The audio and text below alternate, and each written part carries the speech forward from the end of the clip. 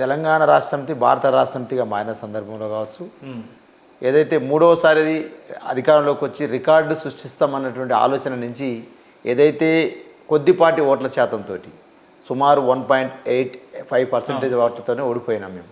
సుమారు వాళ్ళకు కాంగ్రెస్ పార్టీకి 92 లక్షల ఓట్లు వస్తే మాకు 87 లక్షల ఓట్లు వచ్చినాయి. అంటే సుమారు 3-4 లక్షల ఓట్ల తేడాతోటి మేము ఓడిపోయినాం. ఆ క్రమంలోనే ఎందుకు ఓడిపోయినామని విశ్లేషణ చేసుకుంటే, ఒకవైపు మేము చేసిన పథకాలు కావచ్చు, మేము చేసినటువంటి కార్యక్రమాలని ప్రజలకు తీసుకుపోకపోవడం, రెండు మేము ఇచ్చిన దానికంటే డబుల్ ఇస్తామని చెప్పేసి అర్రాజు పాట లెక్క ఏదైతే పాడినటువంటి కాంగ్రెస్ పార్టీ మేనిఫెస్టో ఏదైతే ఉందో దాన్ని చూసి ప్రజలు ఏదో కేసీఆర్ ఎట్టాగా 2000 ఇస్తాడు కదా, రేవంత్ రెడ్డి వస్తే 4 వికలాంగులకు 6000 ఇస్తాడు అనేటువంటి ఒక మోసపూరితమైన హామీలతోటి కాంగ్రెస్ పార్టీ రాష్ట్రంలో అధికారంలోకి వచ్చింది. ఇవాళ ఆ విధంగా నేను చెప్పవలసి ఉంటే ఉపేందర్, ఈ బుక్ ఈ పుస్తకం 420 హామీలు. ఒక్క రంగం కాదు, వ్యవసాయ రంగం చూసుకో, ఉద్యోగ రంగం చూసుకో, విద్యారంగం చూసుకో, అదేవిధంగా మహిళలు చూసుకో, అనేక రకాల హామీలు. అంటే సుమారు ఈ బుక్ మొత్తం కూడా 420 హామీలు ఇచ్చినారు వాళ్ళు. ఈ 420 హామీలకు సంబంధించి ఆ రోజు మేము రుణమాఫీ 1 లక్ష చేస్తామంటే 2 లక్షలు చేస్తామని వాళ్ళు అన్నారు. మేము ఎట్లా 1,116 ఇస్తున్నాం మహిళలకు సంబంధించి పెండి కంటే, 1,116 లేని దాని దాంట్లో తుల బంగారం కూడా ఇస్తామని చెప్పేసి అన్నారు. విద్యార్థులకు సంబంధించి మీ ఏదన్నా కొంత ఫీజు రియంబర్స్మెంట్ ఇంకేదైనా చేస్తామంటే లేదు 10వ తరగతి నుంచి పిహెచ్డి వరకు, ఎంఫిల్ వరకు మేము 10,000 నుంచి 5 లక్షల వరకు విద్యా భరోసా కార్డులు ఇస్తామని చెప్పేసి మాట్లాడినారు. అంటే మేము 1 చెప్తే వాళ్ళు 2 చెప్పడం, మేము 2 చెప్తే వాళ్ళు 4 చెప్పడం, ఎట్లయినా అధికారంలో రావాలనే ఆలోచనతోటే ఈ పథకాలన్నీ కూడా అమలు చేసినారు. మీరు 1 చెప్తే వాళ్ళు పథకాలన్నీ అమలు చేసినారు. నేను చేయలేదని నేను అనట్లేదు, కానీ ముఖ్యమంత్రి గారి మాటలు ఏదైతుందో నిన్నమన్నా చూసిరు, మీరు టీవీలలో చూసిరు, సోషల్ మీడియాలో చూసినారు, ప్రధాన పత్రికా సంచికలో చూసినారు. ఒక ముఖ్యమంత్రి, ఒక రాష్ట్రానికి ముఖ్యమంత్రి అంటే ఈ పెద్ద అన్నట్టు, ఇంటికి పెద్ద అన్నట్టు. ఇంటికి యజమాని ఏం చేస్తాడు? బాధలున్నా కష్టాలున్నా అప్పో చేసి కడుపులో పెట్టుకొని ఆ కుటుంబాన్ని సాస్తాడు. ముఖ్యమంత్రి కూడా ఆ పాత్రను పోషించాలి ఈ రాష్ట్రంలో. కానీ మరి అలా చేతులు ఎత్తేసిండా, చేత కావట్లేదా, చేయలేదా, లేకపోతే రాహుల్ గాంధీ దగ్గర ఈయనకు పర్పస్ తగ్గిందా? నిన్న అంటున్న మాటలు ఏదైతే రేవంత్ రెడ్డి గారు మాట్లాడిన మాటలు, ఢిల్లీకి పోతే దొంగ లెక్క చూస్తున్నారు, కనీసం ఎవరైనా ఆఫీస్ దగ్గర పోయి అప్పాడుదామంటే చెప్పులు ఎత్తుకపోతారని చెప్పేసి భయపడుతున్నారు. అంటే మరి అపాయింట్మెంట్ ఇస్తలేడు, రాహుల్ గాంధీ ఇస్తలేడా, బ్యాంకర్స్ ఇస్తలేరా, ఆర్బీఐ ఇస్తలేదా, లేకపోతే నీ అసహనాన్ని రాహుల్ గాంధీ అపాయింట్మెంట్ ఇస్తలేడు కాబట్టి అసహనాన్ని వ్యక్తం చేసినవా? అంటే ఒక ముఖ్యమంత్రి మాట్లాడిన మాటలేనా అవిని? ఇలా తెలంగాణ సమాజంలో ఉద్యోగ సమాజం అనేది కార్యనిర్వాహక వ్యవస్థ. వాళ్ళందరూ పనిచేస్తే నీ ప్రభుత్వం నడుస్తుంది. ఉద్యోగ సమాజం అంటే నీ పిల్లలు లాంటి వాళ్ళతో కోరికలు అడుగుతారు. నువ్వు కోరికలు అంటే వాళ్ళు అడిగిన కోరికలు ఏం కాదు కదా. ఎలక్షన్ సమయంలో నువ్వు ఉద్యోగుల సంక్షేమం కోసం 11 హామీలు ఇచ్చినావు. నువ్వు 11 హామీలు ఏదైతే 342 హామీ నుంచి 352 హామీ వరకు అంటే సుమారు 11 హామీలు ఇచ్చినావు. ఈ 11 హామీలలో పిఆర్సీ ఉంది. ఈ 11 హామీలలో 1వ తారీఖు ఉద్యోగ జీతాలు ఉన్నవి. ఈ 11 హామీలలో మీ డిఏలు ఉన్నవి. ఈ 11 హామీలలో 317 జీవో సమీక్షించి బదిలీలు చేస్తామనే ఆలోచన ఉన్నది. అదేవిధంగా ట్రాన్స్ఫర్ క్యాలెండర్ ప్రకారం ట్రాన్స్ఫర్ చేస్తామని ఉన్నది. అదేవిధంగా కొత్త పిఆర్సీని ప్రకటిస్తామని ఉన్నది. అదేవిధంగా ఫీల్డ్ అసిస్టెంట్, ఆశా వర్కర్లు, ఇందిరాకాంతి పథకం సంబంధించిన వాళ్ళకు ఎంఎన్ఆర్జిఎస్ ఏదైతే ఉపాధి హామీ కూలీలున్నాయో వీళ్ళందరికీ 18,000 వేతనం. అదేవిధంగా టెన్షన్గా ఏదైతే జనవరి 1 ఏదైతే 1వ తారీఖు ఇస్తామని చెప్పినావు. ఈ 11 హామీలు ఓళ్ళు ఇచ్చినే? ఏమన్నా బీఆర్ఎస్ పార్టీ ఇచ్చిందా? ఏదన్నా కేసీఆర్ చెప్పిండా? నువ్వు ఇచ్చినాయి కదా, నువ్వు ఇస్తే అప్పుడు తెలియదా? ఇది అమలు చేయలేనని తెలియదా? ఉద్యోగుల జీతాలు ఇవ్వలేనని తెలియదా? అప్పులు ఉన్నాయని తెలియదా ఈ రాష్ట్రానికి? ఇలా అన్నీ తెలిసి కూడా నువ్వు ఇచ్చి ఇవాళ ఉద్యోగులను ఏదో భయపెట్టడం కోసం, ఉద్యోగ సమాజాన్ని మొత్తం కూడా ప్రజల ముందు బదనాం చేయడం కోసం, వాళ్ళు ఏదో నన్ను బ్లాక్మెయిల్ చేస్తున్నారని చెప్పేసి నువ్వెందుకే ముఖ్యమంత్రి పీఠం? ఆ ఉద్యోగులకి రాదు మరి. ఇక మీ 18,500 కోట్లే వస్తున్నాయి, మీ చేతులు పెడతా, ఇక మీరు ఏదైనా పరిపాలించుకోరి అంటే ఏమన్నట్టు నువ్వు? అంటే పరిపాలన చేతగాకంటున్నావా? పరిపాలన పగ్గాలని చేతులు ఎత్తేసినావా? నీ ఆలోచన నీ మంత్రులు ఎవరు సహకరించట్లేదా? నువ్వే మాట్లాడుతున్నావు కదా. ఇప్పుడేమో ఉద్యోగులకు పసరిస్తూ అంటున్నావు, మీరే పరిపాలించుకోమంటున్నావు. ఒకసారి అంటున్నావు ఎవరు సహకరిస్తలేరు మంత్రివర్గం, నేనేం చేయను, ఒకరి పని వాళ్ళు చేసుకుంటూ తప్ప నాకు ఎవరు సహకరిస్తారని నువ్వే అంటున్నావు. ఒకసారి అపాయింట్మెంట్ ఎవరు ఇస్తలేరని నువ్వే అంటున్నావు. ఏంది అసలు దీని అర్థం ఏందంటున్నాను? రూపాయలు లేదంటాడు. నాకేమనిపిస్తుంది చెప్పనా ఉపేందర్, ఈ మాటలన్నీ వెనకాల ఒకవైపు ఏమో రైజింగ్ తెలంగాణ అని చెప్పేసి నినాదం ఇస్తున్నావు, నీ మాటలేమో అంత లూజింగ్ తెలంగాణ చేసేటట్టు నీ మాటలు ఉన్నాయి. నీ నినాదం ఏమో రైజింగ్ తెలంగాణ, నీ మాటలేమో లూజింగ్ తెలంగాణ. ఒకవైపు నాకు ఏమనిపిస్తుంది, 100% చంద్రబాబు నాయుడికి ఏమన్నా అమరావతి రాజధాని నిర్మాణానికి, అమరావతి పెట్టుబడుల కోసం ఏమైనా కుట్ర జరుగుతుందని అనిపిస్తా ఉంది నాకు. ఎందుకంటే అనిపిస్తుంది నాకు 10th క్లాసు రిజల్ట్ ఉన్నప్పటికీ దేవినేని ఉమామహేశ్వరరావు అని మాజీ మంత్రి ఆయన ఆంధ్రాలో, ఈయన పాత ఫ్రెండ్.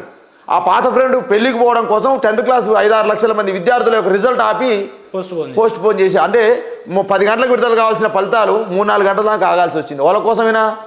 తెలంగాణ వీరుల కోసం కాదు, తెలంగాణలో ఉన్న పెళ్లి కోసం కాదు, తెలంగాణ మంత్రి కోసం కాదు, లేకపోతే ఏదైనా సమీక్ష కోసం కాదు. ఆంధ్ర మాజీ మంత్రి యొక్క ఉమామహేశ్వరరావు ఆయన దోస్తు యొక్క పెళ్లి కోసం 10వ తరగతి ఫలితాలు ఆపినటువంటి చరిత్ర ఉన్నటువంటి నిపుణుడు మన ముఖ్యమంత్రి గారు. ఆ రోజు లోకేష్ కలిసింది అక్కడ, మంచి మంచి ఆనందమైన ముచ్చట్లు పెట్టుకున్నారు. ఆ రోజు మీరు కూడా విజువల్ చూడండి సోషల్ మీడియాలో. మరి ఆ మాటల వెనకాల నాకు ఏమనిపిస్తుంది అంటే, అరే నిన్ననే మోదీ వచ్చిండు, మా దగ్గర రాజధాని ఓపెన్ చేసిండు, నువ్వు ఏది చేసైనా హైదరాబాద్ బ్రాండ్ ఇమేజ్ని, హైదరాబాద్ యొక్క ప్రభను తగ్గించాలి, తెలంగాణ మొత్తం కూడా అప్పుల రాష్ట్రంగా మారిందని చెప్పాలి, తెలంగాణ అప్పులు పుడుతున్నాయని చెప్పాలి, తెలంగాణ ఆగమవుతుందని చెప్పాలి, హైదరాబాద్కి పెట్టుబడులు రాకుండా చేయాలనే ఆలోచన ఏమన్నా ఇలా కుట్ర జరిగింది వీళ్ళిద్దరి మధ్యన. చంద్రబాబు నాయుడిని మెప్పించడం కోసం, అమరావతి రాజధానిని పెంపొందించడం కోసం ఏమైనా తెలంగాణ ఏమైనా డ్యామేజ్ చేస్తా ఉందా? పరపతిని పెంచడం అంతే కదా. అమరావతి పరపతిని పెంచాలని హైదరాబాద్ ఇమేజ్ని ఏమైనా డ్యామేజ్ చేస్తున్నావా? తెలంగాణ ఇమేజ్ని ఏమైనా డ్యామేజ్ చేస్తున్నావా? గతంలో లేని ఈ ఆలోచన ఎందుకు వస్తూ ఉంది? వాస్తవానికి రేవంత్ రెడ్డి తెలుగులోడే, ఈ తెలుగులో ఆయన ఎట్లా ఎందుకు మాట్లాడుతున్నది ప్రజలంతా చర్చించుకుంటారు. అసలు పరిపాలించే క్రమంలో రకరకాల ఇబ్బందులు ఉంటాయి కదా. ఓ ఫ్యామిలీ నాకు ఎట్లా ఇబ్బందులు ఉన్నాయో పరిపాలనలో కూడా అనేక ఇబ్బందులు ఉంటాయి. మరి వాళ్ళు ఎందుకు మాట్లాడుతున్నాడు ఈ మాటలు అనేది వాళ్ళకి అర్థం కాని పరిస్థితి. నేను అంటా ఉన్నాను, ఒకవేళ నీకు పరిపాలన చేత కాదనుకో వదిలే, ఇంకో ముఖ్యమంత్రి అవుతారు కదా. మీ దాంట్లో చాలా మంది ముఖ్యమంత్రులు ఉన్నారు, హెలికాప్టర్ కావాలని చాలా మంది తనలాడుతూ ఉన్నారు. ఇవాళ నేను అంటా ఉన్నా కదా, బర్త్డేకి పోవాలని హెలికాప్టర్ కావాలి. అదేవిధంగా ఇవాళ రీసెంట్గా మన ఎకరకల్ ఎమ్మెల్యే గృహప్రవేశం జరిగింది, గృహప్రవేశం కూడా హెలికాప్టర్ వేసుకునే పరిస్థితి ఉన్నది. ఈ 16 నెలల కాలంలో వీళ్ళు ఏదైతే వీళ్ళకి సంబంధించినటువంటి తతంగాన్ని మీకు ముందు పెడుతున్నా, వీళ్ళు చేసినటువంటి కార్యక్రమం ఏదైతుందో ప్రధానంగా రాష్ట్రంలో అందాల పోటీల కోసమని ప్రభుత్వం ఏర్పాటు చేస్తుంది. దాని ఖర్చు 200 కోట్లు అండి. అదేవిధంగా హైదరాబాద్లో పైలాన్లు కట్టడము, మూసీలో బోట్లు నడపడం ఎట్లా తెలుసుకోవడం కోసం, పైలాన్లు కట్టడం కోసం కాదు, ఇది పైలాన్లు ఎట్లా కట్టాలనో అదేవిధంగా బోట్లను ఎట్లా నడపాలనో దీనికి తెలుసుకోవడం అవగాహన కోసం 4.52 కోట్లు ఖర్చు పెట్టారండి. అదేవిధంగా వీళ్ళు ఇంకొకటి అధ్యయనాల పేరిట జిహెచ్ఎంసీ కమిషనర్ మొదలుకొని మున్సిపల్ శాఖ ఉన్నతాధికారి దాకా గత ఏడాదిన్నరలో చేసిన ఖర్చులు దాదాపు 22.2 కోట్ల రూపాయలండి. అదేవిధంగా 100 కిలోమీటర్ల దూరాన్ని కూడా మంత్రులు గాలి మోటార్లు వేసుకొని 2025 జనవరి నుంచి ఏప్రిల్ 30 వరకు చేసిన సుడిగాలి పర్యటనకు అయిన ఖర్చు 17.22 కోట్లండి, అంటే 17.22 అండి. అదేవిధంగా భూభారతి అమలు కోసం కాదు, భూభారత్ అనే చట్టాన్ని ఎట్లా అమలు చేయాలనే అధ్యయనం కోసం 9.16 ఖర్చు పెట్టారండి. అదేవిధంగా ఢిల్లీ పర్యటన కోసం ఎక్కితే ఢిల్లీ, దిగితే ఢిల్లీ, ఇంకా ఏం లేదు. నేను చెప్పిన అప్పుడే కేసీఆర్ గారు చెప్తే ఎవరు నమ్మలే ప్రజలు. అరే ఏముంటుందా, తెలంగాణ భారత రాష్ట్రానికి అధికారం ఇస్తే గల్లీలో అధికారం ఉంటుంది, మీరు ఢిల్లీలో అధికారం ఇస్తే ఇప్పుడు కాంగ్రెస్ పార్టీకి అధికారం ఇస్తే ఢిల్లీలో ఉంటుందా, ఊరికే ఢిల్లీ చుట్టూ తిరగాల్సి వస్తుందంటే అంటే ఎవరు నమ్మలే ఆ రోజు. అయినా ఓటేస్తారు. 43 సార్లు పోయారు ఢిల్లీకి. 43 సార్లు ఢిల్లీకి పోతే ఎంత ఖర్చు అయింది తెలుసా? ఈయనబట్టి ఒక్కడు పోడు కదా ముఖ్యమంత్రి, ఆయనకి మంది మా కదా అని ఉంటుంది. ఆ క్రమంలో 45.68 ఖర్చు పెట్టింది. అంటే అందాల పోటీలకు పైసలు ఉంటాయి, ఢిల్లీకి ఎక్కడానికి పోవడానికి పైసలు ఉంటాయి, అధ్యయన ఖర్చులు ఉంటాయి. మరి ఇవాళ మా రైతు సంబంధించినటువంటి బంధుకు పైసలు ఉండవా? రైతు రుణమాఫీకి పైసలు ఉండవా? అదేవిధంగా ఇవాళ రైతు అకాల వర్షాలు వచ్చి పంట నష్టపోయింది, పంట ఇవాళ కళ్ళంలోనే తడిసిపోతుంది, ధాన్యం తడిసి ముద్ద అవుతుంది, ఎవడు కొనే పరిస్థితి లేదు, దాని మీద సమీక్ష లేదు, కాదు కనీసం వాళ్ళు ఆదుకుంటామని ఒక ప్రెస్ మీట్ పెట్టే పరిస్థితి లేదు ఈ ముఖ్యమంత్రి రేవంత్ రెడ్డి గారు. ఇటువంటి ముఖ్యమంత్రి ఈ రాష్ట్రంలో ఉండి తెలంగాణను రైజింగ్ అని చెప్పేసి మాట్లాడుతూ ఉన్నాడు. రైజింగ్ అంటే తెలంగాణ రాష్ట్రంలో రైతుల కళ్ళాలలో ధాన్యం తడవడమా? 15 రోజులుగా కళ్ళాలలో ఎండబోసినటువంటి ధాన్యాన్ని కొనకపోవడమా? రైతు రుణమాఫీని చెల్లించకపోవడమా? రైతు బంధును ఇవ్వకపోవడమా? అదేవిధంగా స్కూటీలు ఇస్తామని చెప్పి స్కూటీలు ఇవ్వకపోవడమా? తులం బంగారం ఎగ్గొట్టడమా? దళిత బంధును ఎగ్గొట్టడమా? ఏం చెప్పాలి నేను ఇవాళ? బీసీ బంధును ఎగ్గొట్టడమా? కేసీఆర్ కిట్ ఎగ్గొట్టడమా? అంటే తెలంగాణ రైజింగ్ అంటే తెలంగాణలో ఉన్న పథకాలను తీసేయడమేనా అంటాను నేను. ఇవాళ మాట్లాడుతాను ముఖ్యమంత్రి గారు ప్రెస్ మీట్ పెట్టి ఏం చేయమంటావు, నన్ను దొంగ లెక్క చూస్తున్నారు. మరి దొంగని దొంగ లెక్క చూస్తారు కదా, దొంగని దొంగ లెక్క చూడకుంటే మంచోళ్ళు లెక్క చూస్తారా? ఇవాళ నువ్వు 2000 ఈ సందర్భంలో అట్లా మాట్లాడి నువ్వు అని అంటే కేసీఆర్ అనే వ్యక్తి దాదాపు 9.5 లక్షల కోట్ల అప్పు చేసిపోయిండు, దానికి మిత్తి కట్టడానికి మా అక్కడ పైసలు లేవనే ఉద్దేశంలో మాట్లాడిరని వాళ్ళ కాంగ్రెస్ వాళ్ళు మాట్లాడుతారు. నేనేమంటే ఇప్పుడు ఒకవేళ మాట్లాడాలనుకోండి, ఇప్పుడు మాట్లాడుకుని ఎట్లా మాట్లాడుకోవాలి? పైసలు ఆర్థిక పరిస్థితి బాగాలేదు కాబట్టి ఏదన్నా ఉంటే ఉద్యోగ సమాజమా మీరు 10 కోరికలు అడుగుతుర్రు, 10 తీర్చలేను 5 తీరుస్తా అని చెప్పు. 6 అడుగుతుర్రు 5 తీరుస్తా అని చెప్పండి. ఇది కాకుండా తెలంగాణ మొత్తం కూడా నువ్వేదో మొత్తం మీద మోసుకున్నట్టు, నువ్వే మొత్తం కూడా ఎకానమీని సృష్టిస్తున్నట్టు, మొత్తం ఆగమమైనట్టు. ఎందుకు ఆగమైంది తెలంగాణ? రైజింగ్ తెలంగాణ, లూజింగ్ తెలంగాణ ఎందుకైంది? నీ నిర్వాహకం వల్ల కదా. ఇవాళ రియల్ ఎస్టేట్ భూమి తగ్గింది. ఎవరి నిర్వాహకం వల్ల? రేవంత్ రెడ్డి నిర్వాహకం. రేవంత్ రెడ్డి ఏం నిర్వాహకం చేసిండు? హైడ్రా పేరుతో కొత్త చట్టాలు తీసుకొచ్చింది కదా, ముఖ్యమంత్రి కదా. హైడ్రా ఎవరు తీసుకొచ్చారు? హైడ్రా పేరుతో నువ్వు తీసుకొచ్చినటువంటి అసంబద్ధమైన ఆలోచనతోటి ఇలా భూములు కొందామంటే భయపడుతుర్రు. ఇదే ప్రభుత్వము, ఇదే జిహెచ్ఎంసి, ఇదే సంబంధించిన రెరా సంబంధించి కావచ్చు, అన్ని అప్లికేషన్స్, అన్ని అప్రూవల్స్ ఎవరిచ్చారు? గతంలో చేసిన ప్లాట్లకి ప్రభుత్వం ఇచ్చింది. గతంలో కట్టేటువంటి ఫ్లాట్లకు ఇదే జిహెచ్ఎంసి సంబంధించి వీళ్ళే మురుగునీరు కావచ్చు, వాటర్ సంబంధించి కావచ్చు, విద్యుత్ కనెక్షన్ కావచ్చు, అన్ని వీళ్ళే ఇచ్చారు. రిజిస్ట్రేషన్ కూడా వీళ్ళే చేసిర్రు. పట్టాలు కూడా ప్రభుత్వమే ఇచ్చింది. ఇక పట్టా భూములు కూడా పోయి కూలగొట్టినావు కదా నువ్వు. మరి ఎవరైనా కొందామంటే భయపడుతురు కదా. ఈయన వచ్చిన తర్వాతకి 2023, 24 నుంచి 24, 25 సంవత్సరాల కాలంలో 1,00,000 ఫ్లాట్ల అమ్మకాలు తగ్గినాయట. ఇవాళ రెవెన్యూ స్టాంపు రిజిస్ట్రేషన్ల ఆదాయం 18,000 కోట్లు, 23,000 కోట్లు వస్తుందని చెప్పేసి ప్రభుత్వం అంచనా పెట్టుకుంటే 7 నుంచి 8,000 కోట్లు కూడా రాని పరిస్థితుంది. మరి కారణం ఎవరు? ఇవాళ హైడ్రా పేరుతో నువ్వు తీసుకొచ్చినటువంటి అసంబద్ధమైన విధానం వల్ల ఇవాళ తెలంగాణలో రియల్ ఎస్టేట్ భూమి తగ్గింది, ట్రాన్స్పోర్ట్ ఆదాయం తగ్గే, రియల్ ఎస్టేట్ స్టాంప్ అండ్ రిజిస్ట్రేషన్ల ఆదాయం తగ్గే, సొంత పన్నులలో వాటా తగ్గే. అది నేను చెప్తాలే బ్రదర్. కేంద్ర గణాంకాలు మంత్రిత్వ శాఖ కార్యక్రమాల అమలు మంత్రిత్వ శాఖ విడుదల చేసింది ఈ మధ్యన రిపోర్టు. తెలంగాణ జిఎస్డిపిలో ఏ స్థానంలో ఉంది, గతంలో ఏ స్థానంలో ఉంది, ఈరోజు ఏ స్థానంలో ఉంది. కేసీఆర్ గారి నాయకత్వంలో జిఎస్డిపిలో తెలంగాణ దేశంలోనే నెంబర్ 3, నెంబర్ 2 సెకండ్ స్థానంలో, నెంబర్ 2, నెంబర్ 3 స్థానంలో ఉంది. ఇవాళ 14వ స్థానానికి వచ్చింది. తలసరి ఆదాయంలో నెంబర్ 1 స్థానంలో తెలంగాణ ఉంటే ఈరోజు 11వ స్థానంకి వచ్చింది. అది మేము చెప్పింది కాదు, కేంద్ర మంత్రిత్వ శాఖ సంబంధించిన గణాంకాలు కార్యక్రమాల అమలు శాఖ విడుదల చేసిన నివేదిక నేను చెప్తా ఉన్నాను. నేను ఇవాళ దీని అంతటి కారణం ఎవరు? రేవంత్ రెడ్డి కదా. మూసి పునర్జీవం వంటివి 50,000 కోట్లని అపరాధ అంటివి, 1,50,000 కోట్లని మరో రోజు అంటివి, రివర్ బెడ్ అని చెప్పేసి ఇండ్లు కూలగొడుతుంది, బఫర్ జోన్ అని చెప్పేసి ఇండ్లు కూలగొడుతుంది, కూలగొట్టడానికి దసరా లేకుండా, దీపాలు లేకుండా, బతుకమ్మ లేకుండా చేస్తేవి. నీ తిరుపతి రెడ్డి ఎవరో కొండల రెడ్డి అక్కడ ఉన్న దుర్గా చెరువు దగ్గర ఇంట్లో మాత్రం నువ్వు దీపాలు దసరా మంచిగా చేసుకుంటువి. ఉన్నోనికేమో నోటీస్ ఇస్తేవి, 4 వారాల గడివిస్తేవి, లేనోని ఇండ్లేమో కూలగొడుతుంది అని బజారు పాలు చేస్తేవి, బతుకమ్మ లేకుండా చేస్తేవి. ఇదేనా నీ రేవంత్ రెడ్డి నీ సర్కారు పాలన అంటావు నన్ను? కాబట్టి ఇవన్నీ నీ శేషాల వల్ల ఏమవుతుంది?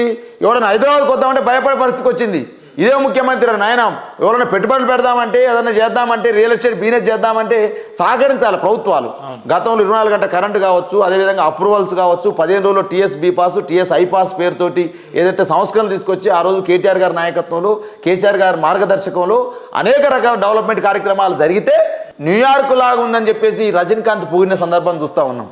హైదరాబాద్కు రజనీకాంత్ వచ్చి ఇది హైదరాబాదా న్యూయార్క్ అనే పరిస్థితికి వస్తే ఇవాళ హైదరాబాద్కు రావాలంటే భయపడే పరిస్థితి రేవంత్ రెడ్డి తీసుకొచ్చాడు. ఇంత కేవలం సంవత్సరాల కాలం, మరి 16 నెలల కాలం లేకపోతే నీ జరిగింది. కాబట్టి ఇవాళ 100% నీ విమానాల టికెట్లకు పైసలు ఉంటాయి, నీ మంత్రులు హెలికాప్టర్ ఈ మధ్యకాలంలో ఇంకే హెలికాప్టర్ ముఖ్యమంత్రి సపరేట్ విమానంలో వెళ్తుండే ఆయన అంటూ నేను ఆర్డినరీ టికెట్లు తీసుకొని కూడా పోతాను. చూపెట్టాను సోషల్ మీడియాలో తిరుగుతున్నాను ఆయన చెప్పిన మాటలన్నీ కూడా. ఈయన ఎకానమీ క్లాస్లో పోతుండా, బిజినెస్ క్లాస్లో పోతుండా అనేది ఎలా చూస్తూ ఉంది. ఆయనతో పాటు మంది మార్బలం అంతా కూడా ఎట్లా పోతున్నారని అర్థమవుతా ఉంది. ఎవరెన్ని పైసలు ఖర్చు పెడతారో ఇప్పుడే నీకు చెప్పిన, నేను ఏవే ఖర్చుకు ఎట్టే పెట్టారని చెప్పేసి. ఇవాళ 100% రేవంత్ రెడ్డి గారు పరిపాలన చేతగాక పాలన పగ్గాలను బయటకేసి ఇవాళ ముఖ్యమంత్రి మంత్రివర్గం మధ్య సాన్నిధ్యం లేక, సమన్వయం లేక జరుగుతున్నటువంటి తంతు అని అంటా ఉన్నాను నేను. ఇవాళ ఇష్టం వచ్చిన హామీలు ఇస్తేవి నువ్వు. ఇవాళ రైతు ఏదన్నా అంటున్నా ఏ పథకాలు ఆగినాయి చెప్పు అని హరీష్ రావు గారిని అడుగుతున్నావు కదా. ఇవాళ ఏ పథకం ఆగలేదని అడుగుతున్నాను నేను. ఇవాళ నిన్ను ఏ పథకం నువ్వు సక్కంగా చేసినావు, ఏ పథకాన్ని నువ్వు పూర్తి చేసినావు, ఏ పథకాన్ని సంపూర్ణ చేసిన అడుగుతున్నాను నేను. ఇవాళ ద్వారా ఈ 16 నెలల కాలంలో ఈ పథకాన్ని చేసినని చెప్పు.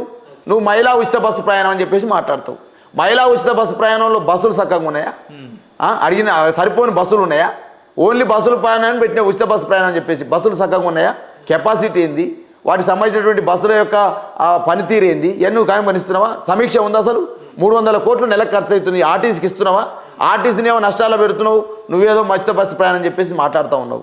ఇవాళ నువ్వు ఈ 16 నెలల కాలంలో నువ్వు 6 గ్యారంటీల పేరుతోటి 13 హామీలు ఇచ్చి ఆ 13 అంశాల్లో 100 రోజుల్లో చేస్తా ఉన్నావు కదా. మిగతా అంశాలు 420 గురించి గాలి కొదిలేయి.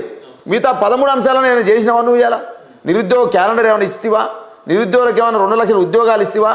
నేను ఏం చెప్పాలి బ్రదర్? నేను 5,000 ఉద్యోగాలు ఇచ్చిన ఇప్పటి వరకు మేము అంటారు. నేను ఇప్పుడు ఏమంటారు కదా, ఎవడో చెప్పిన దానికి ఎవడో చేసుకున్నట్టు ఉంది ముచ్చట. నేను మాట్లాడదలుచుకోలేక అవన్నీ కూడా. కానీ ఇవాళ ముఖ్యమంత్రి గారు వాళ్ళ సమయ టీఎస్పీసీ చైర్మన్ దిగిపోయిన ఆయన మహేందర్ రెడ్డి ఉన్నాడు. ఒక ఆయన ఆ మహేందర్ రెడ్డి దిగిపోతే చెప్పిండు మేము 12,774 ఉద్యోగాలు ఇచ్చామని ఆయనే చెప్పిండు కదా. మరి మిగతా ఉద్యోగాలు కేసీఆర్ వేసినాయి. ఇవన్నీ కూడా కేసీఆర్ వేసిన ఉద్యోగాలు, కేసీఆర్ ఇచ్చిన నోటిఫికేషన్లు, కేసీఆర్ ఇచ్చిన క్లియరెన్స్లు, ఆర్థిక శాఖ క్లియరెన్స్లు, కేసీఆర్ గతంలో నోటిఫికేషన్లు ఇస్తే ఆ నోటిఫికేషన్ రిజల్ట్ని మాత్రం రేవంత్ రెడ్డి ఇచ్చి నేను ఇచ్చిన అని చెప్పేసి మాట్లాడుతూ ఉన్నారు. అంటే మిగిలిన ఉద్యోగాలు మీరు ఎందుకు ఇవ్వలేకపోయారు? కేసీఆర్ చిత్తశుద్ధి లేదు, మేము రాగానే ఇచ్చినాం అంటారు. నియామక పత్రాలు ఇస్తే ఉద్యోగాలు ఇచ్చినామంటే ఇంతకంటే దౌర్భాగ్యం ఏమీ లేదు బ్రదర్. నేను ఏమంటున్నాను, నువ్వు ఒక ఉద్యోగం వేయాలంటే ఒక నోటిఫికేషన్ వేయాలి, ఎన్ని ఉద్యోగాలు ఖాళీలు ఉన్నాయో తీసుకోవాలి, అదేవిధంగా ఎగ్జామ్ కండక్ట్ చేయాలి, ఎగ్జామ్ సంబంధించిన రిజల్ట్ ఇవ్వాలి. ఇప్పుడు రిజల్ట్ ఇచ్చి నువ్వు నియామక పత్రాలు ఇస్తే నేనే ఉద్యోగాలు ఇచ్చినట్టు అవుతుంది. గత ప్రభుత్వం ఇచ్చిన నోటిఫికేషన్లు, గత ప్రభుత్వం ఇచ్చినటువంటి గుర్తించిన పోస్టులు అవి, గత ప్రభుత్వం ఇచ్చినటువంటి ఎగ్జామ్ తేదీలు అవి, గత ప్రభుత్వం నిర్వహించిన ఎగ్జామ్లు అవి. రిజల్ట్ నువ్వు ఇచ్చి నియామక పత్రాలు ఇచ్చి నేనే వేసినంటే ఎట్లా? కాబట్టి రేవంత్ రెడ్డి గారు ఇలా చేస్తున్నదంతా కూడా ఇదే పని. అంటే ఓన్లీ కలరింగ్ వేసుకుంటున్నాడు. కలర్ వేసినగా గతంలో కలర్ వేసే గుణం ఉంది కానీ అంతా కలరింగ్ అనమాట. ఇవాళ నేను కేసీఆర్ కట్టినటువంటి ప్రగతి భవన్కు రంగేసి దానికి ప్రజాభవన్ అని పేరు మార్చి ఏదో మహాత్మా జ్యోతిరావు పూలే పెట్టాడు. అదేవిధంగా కేసీఆర్ కట్టినటువంటి సెక్రటేరియట్ ముందల రాజీవ్ గాంధీ విగ్రహాన్ని కట్టి తెలంగాణ రైజింగ్ ఉందని చెప్పేసి సోనియా గాంధీకి, రాహుల్ గాంధీకి చూపెట్టే ప్రయత్నం చేసిండు. ఇవాళ కేసీఆర్ గారు ఏదైతే పెట్టిండో దాన్ని తీసేయడమే రేవంత్ రెడ్డి పని. అంటే మార్పు అంటే ఏం మార్పు తెలుసా? పాలనలో మార్పు కాదు. కేసీఆర్ పెట్టినటువంటి పథకాలు తీసేయడం ఈయన మార్పు. కేసీఆర్ దళిత బంధు పెట్టిండు, నేను దళిత బంధు తీసేస్తా. కేసీఆర్ బీసీ బంధు పెట్టిండు, నేను బీసీ బంధుని తీసేస్తా. కేసీఆర్ తెలంగాణ తల్లి స్తూపాన్ని తయారు చేసిండు, ఆ స్తూపంలో మార్పు తీసుకొస్తా. కేసీఆర్ తల్లి రూపాన్ని తీసుకొచ్చిండు, ఆ రూపాన్ని మార్చేస్తా. అంటే అదే కదా, ఇప్పుడు కేసీఆర్ ఏది చేస్తే దాన్ని మార్చడమే ఈ ప్రజాపాలన యొక్క మార్క్. ఇది ఇవాళ 100% జరుగుతున్న తీరు కూడా అదే కనపడుతుంది కదా.